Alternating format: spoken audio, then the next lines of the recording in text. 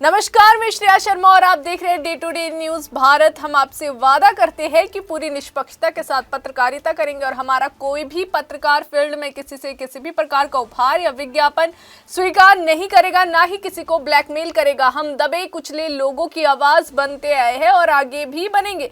साथ ही हम ऐसी कोई खबर नहीं दिखाएंगे जिससे हमारी भोली भाली जनता मूर्ख बने या उन्हें किसी भी प्रकार का कोई धोखा मिले। हम लोकतंत्र के चौथे स्तंभ को और अधिक मजबूत करने की पूरी कोशिश में लगे हुए। अब बात करते हैं खबर की, जो हिमाचल प्रदेश के शिमला से सामने आ रही है। हिमाचल प्रदेश में रेजिडेंट डॉक्टर्स की हड़ताल को लेकर मुख्यमंत्री सुखविंदर सिंह सुक्खू ने सख्त रुख अपनाया है। आपको बता दें कि मुख्यमंत्री ने हड़ताल को अनुचित बताते हुए डॉक्टर से तुरंत ड्यूटी पर लौटने की अपील की है। उन्होंने कहा कि उन्होंने स्वयं रेजिडेंट डॉक्टर्स को आश्वासन दिया था, इसके बावजूद हड़ताल पर जाना दुर्भाग्यपूर्ण है। मुख्यमंत्री ने कहा कि मरीजों की परेशानी को देखते हुए इस तरह का कदम नहीं उठाया जाना चाहिए था। मुख्यमंत्री सुखविंदर सिंह सुक्खू ने साफ शब्दों में कहा है कि रेजिडेंट डॉक्टर्स को अपना अहंकार छोड़कर सेवा भाव के साथ ड्यूटी पर लौटना चाहिए। उन्होंने अपील की है कि डॉक्टर्स जो है सोमवार से अपने अपने कार्यस्थलों पर लौटे ताकि प्रदेश के मरीजों को राहत मिल सके। मुख्यमंत्री ने कहा कि सरकार इस पूरे मामले को गंभीरता से ले रही है और समाधान के लिए सीनियर डॉक्टर्स को उनके सरकारी आवास पर बातचीत के लिए बुलाया जाएगा। उन्होंने स्पष्ट किया है कि प्रदेश सरकार 75 लाख प्रदेशवासियों के हितों के साथ खड़ी है। सरकार की सर्वोच्च प्राथमिकता मरीजों का कल्याण है, लेकिन डॉक्टर भी सरकार और समाज के लिए परिवार के समान है। मुख्यमंत्री ने दोहराया कि सरकार ना तो मरीजों के खिलाफ है और ना ही डॉक्टर के खिलाफ है। आपसी संवाद और समझ से ही इस विवाद का स्थायी समाधान संभव है।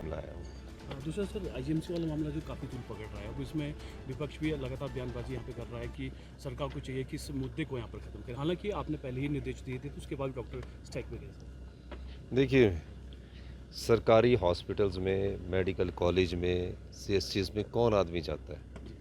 जो आम परिवार का आदमी होगा, गरीब आदमी होगा, या निश्चित रूप से किसान होगा, बागबान होगा, वो जाते हैं। और हॉस्पिटल में जब वो जाते हैं तो एक आशा होती है कि हम हॉस्पिटल जा रहे हैं और उस हॉस्पिटल में जाकर हम ठीक होकर आएंगे। निश्चित रूप से जब कोई आदमी हॉस्पिटल में जाता है और अगर कोई डॉक्टर उनसे प्यार से बात कर लेता है तो 50% मरीज का इलाज वैसे ही हो जाता है। अब ये परिस्थिति भिन्न है। ये परिस्थिति इसलिए भिन्न है कि मैं तो जो पेशेंट उनके पास गया, ब्रोंकाइटिस का पेशेंट था, वो एक बेड पर लेट गया। और कई बार ऐसा होता है कि पेशेंट के पास खड़े होने की, बैठने की हिम्मत तक नहीं होती, वो किसी खाली बेड में जाके लेट गया। लेटने के बाद डॉक्टर साहब उनके पास आते हैं। डॉक्टर साहब उनसे बात करते हैं और ये कहते हैं कि अगर उसने, आपकी उम्र क्या है, जो मैंने उनके बीच में स्कफल और आर्गूमेंट होता हुआ देखा। डॉक्टर साहब चाहते तो वहाँ से बोलते कि ये मैं यहाँ से विड्रॉ करता हूँ, अपने सीनियर के पास जाके बोलता हूँ कि आप इसका बिहेवियर देख लीजिए। वो रिएक्ट कर गए और उन्होंने उस पर हाथ उठाया। हाथ उठाने के बाद उनका जो एग्रेशन था वो अच्छा नहीं था। और निश्चित रूप से जब एग्रेशन अच्छा नहीं होता है और उस पेशेंट को वो पीट रहे हैं तो वार्ड के और डॉक्टर्स भी देखते हैं और पेशेंट भी देखते हैं। और उसके बाद सरकार ने कहा कि ये बात गलत है। डॉक्टर को, जिनको भगवान के रूप में देखता है एक मरीज, वो अगर उस तरह की बात करते तो ये गलत बात है। उसके बाद डॉक्टर्स के खिलाफ़ कार्रवाई की गई। उसे उन्हें एसआरशिप से भी हटाया गया और उनकी नौकरी से भी उनको रेस्टिकेट कर दिया गया, टर्मिनेट कर दिया गया। जब मैं एमएलए था तो मैं एक दिन आईजीएमसी में भी गया था, किसी पेशेंट को मिलने गया तो एक एसआर वहाँ 48 घंटे की ड्यूटी देता था। मेरे मन में आया कि एक व्यक्ति जो डॉक्टर है, जो इतनी मेहनत करता है, 48 घंटे की ड्यूटी दे रहा है। और जब मैं मुख्यमंत्री बनने का मुझे मौका मिला, मैंने सीनियर्स डॉक्टर से भी बात की, इंटरेक्शंस की। आईजीएमसी के जो फैकल्टी के डॉक्टर्स थे, हमारे कुछ उसमें साथी भी थे, मित्र भी है, दोस्त भी है। और उनके बाद मैंने कहा कि 48 घंटे की ड्यूटी एसआरशिप को नहीं चाहिए, हमने उसको घटाकर 12 घंटे किया ताकि वो स्ट्रेस फ्री रहे। और स्ट्रेस फ्री का मतलब है कि वो मरीजों से प्यार से बात करे। और उसके बाद उनका स्टाइफंड जो 65,000 से बढ़ाकर 1 लाख किया। ऐसा डॉक्टर नहीं आए मेरे पास ये मांग करने कि हमको 48 घंटे से 12 घंटे कर दीजिए। स्टाइफंड बढ़ाने भी नहीं आए। सीनियर्स थे। इंटरेक्शन के दौरान मैंने पाया कि डॉक्टर को स्ट्रेस फ्री होना चाहिए, और इस ढंग से हमने नियुक्तियाँ भी उसमें करनी शुरू की और हमने 12 घंटे की ड्यूटी भी दी। उसके बाद भी वो डॉक्टर इस प्रकार का बिहेव करता है, जो बड़ी चिंताजनक बात है। यहाँ ही बात ख़त्म नहीं हुई।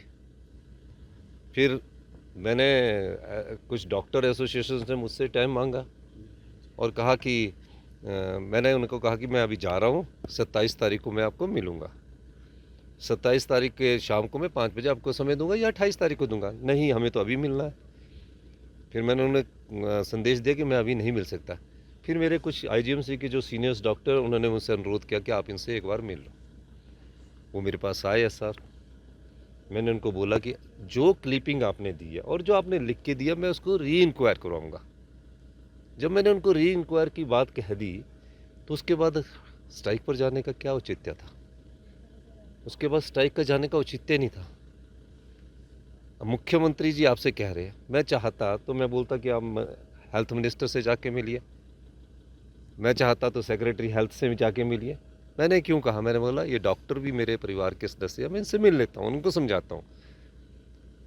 अब एक ऐसी व्यवस्था है कि या तो आप इस व्यवस्था के साथ इसको स्वीकार कर लो कि अगर मरीज को हॉस्पिटल में कभी कोई डॉक्टर पीटता है और डॉक्टरों को मुख्यमंत्री का आश्वासन भी दिया जाता है कि मैं इसकी री इंक्वायरी कराऊंगा, फिर इन डॉक्टरों को अपना अहम भी छोड़ना पड़ता है। आपको मेरे पर विश्वास रखना चाहिए था। आप अहम ना छोड़कर हड़ताल पर चले गए।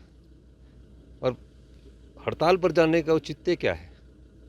मुख्यमंत्री ने आपको कहा है तो उसका उनके मन में किसी डॉक्टर के करियर को बर्बाद करना नहीं है उद्देश्य। वो भी मेरे परिवार के लोग हैं, वो हमारे परिवार के लोग हैं। लेकिन क्या आप जब मुख्यमंत्री जी की ही बात नहीं सुनना चाहते और आप हड़ताल पर ही रहना चाहते, तो क्या कर सकते हैं? उसमें कुछ कर सकते हैं?